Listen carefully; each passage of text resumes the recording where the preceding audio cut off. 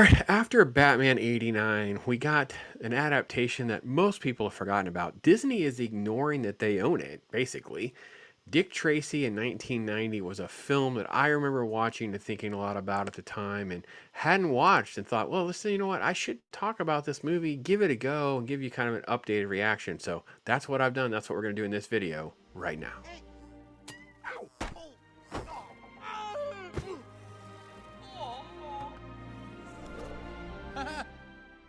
Dick Tracy, Warren Beatty directed, starred, produced, really got this movie made and has just a ridiculously all-star cast. It is quite phenomenal who he was able to pull together. And obviously, the biggest name of all is Al Pacino as Big Boy. And if you're not familiar with the pulp Dick Tracy content, the film doesn't really kind of resonate with most people. I have to be honest, it's one of those things where I always kind of had an idea about Dick Tracy, was familiar with the strips, hadn't really become a big fan or anything like that. And when the movie came out, I just remember having a really good time with it.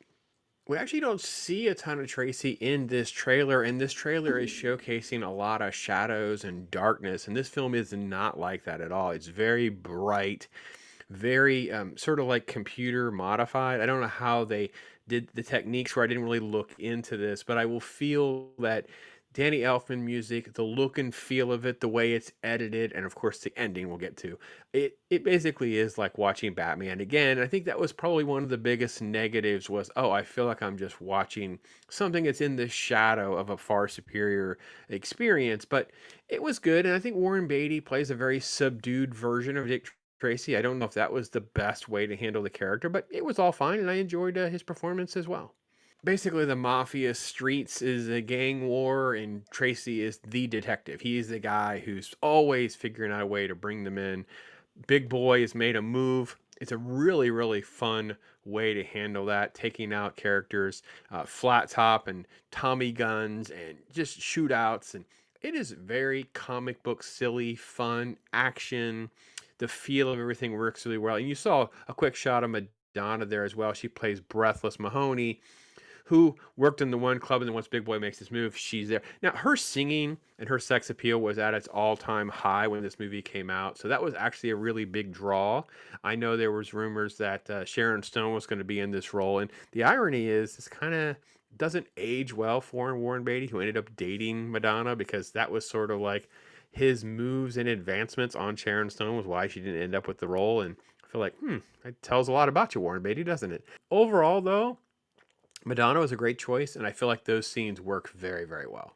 And from that last shot to this one, you get the cool gimmick watch, which was really a big part of the old strip and the old pulp content, was that he could talk into the watch, he communicate to the watch. So walkie-talkies, radios, it was way ahead of its time. It doesn't really feel as impactful in 1990 and even now than it did when originally was conceived, because obviously you're post James Bond, post a lot of science fiction, post a lot of action adventure content that kind of, I don't know, subverts the awe of something so cool, but at the time it was really cool. One of the best parts of the film is actually like the set designs and the makeup and the costuming. Here's Prune Face. Obviously, I mentioned Flat Top. There's Little Face. There's Shoulders. There's the Brow. There's all of these really ahead of their time version of Rogue Gallery characters. But the film mows most of them down. Very few people are going to come out of this film. It was, though, fun to have that experience. More comic book strip type stuff would it not involve them actually perishing but going to jail, but that's not how the film approaches it.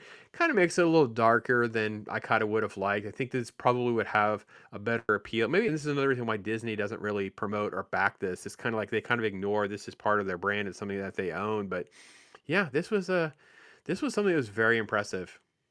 Among the gangsters, you also get great cameos and moments. Right here on the second one in is Catherine O'Hara is one of the mobsters. She's really doesn't have any significant role to play, but one of the objectors there that does, who ends up dying in a car bombing, that's actually James Caan. So he has a great little cameo as well.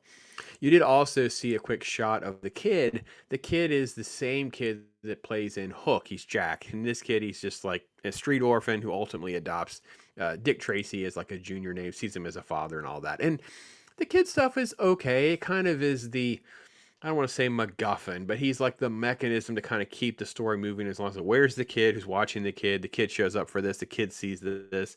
It's fine. And it works with the Tess true heart, the true love of Dick Tracy's life and his decide if he's going to commit or not. It's kind of put his marital commitment is put in line with the going to be behind a desk job or not to not be able to fight people like this, like Al Pacino's Big Boy or not. So the fact that the film is balancing those two or three plot elements, I thought actually did better than most films. And it doesn't really bog it down, but it doesn't necessarily wow you or do anything particularly special. There's actually some pretty good stunts and explosions and stuff in this movie. So that was actually pretty refreshing. I had really not remembered some of those details and how good those scenes were. Those explosions and stunts and stuff were done pretty well. There's a cheesy one at the end of the movie where he's trapped and they kind of have a you jump off this point onto this little seesaw and it will shoot me.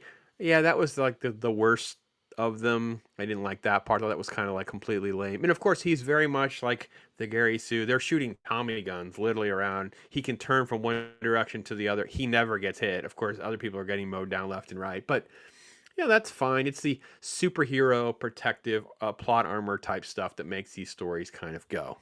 So all in all, I enjoy rewatching Dick Tracy. I don't really want to get into the spoilery ending with Madonna's character and what happens with 88 Keys and alter egos and all that, because I thought all of that was the worst elements of the film. I don't know why we had to do that with her character. I will say it was fine because it makes him make a choice. I feel like that choice, though, isn't put forth before test, so it doesn't kind of have the gravitas that we need it to have. The audience is fine with it. We're rooting for the right thing, so it is morally compass aligned with what you would want as an audience member, but I feel like the drama and the tensions just aren't there. But very solid for me. I'm going to go 3 out of 5 on this one. I enjoyed it. Rewatchability would be there. I wouldn't mind sitting through it again. It isn't something that I'm going to seek out or go out of my way to watch again, but like I said, I had a really good time. It didn't take me back to the 1990 experience too much. I actually think I enjoyed it more now than I probably did then, but I think that was the wake of Batman and the comic books and the feel of things. It was like, all right. But the Elfman music is actually almost distracting because it feels so Batman. I know they're trying not to be, but it really is. And I will say the songs, the lot of the songs being a musical, too much musical.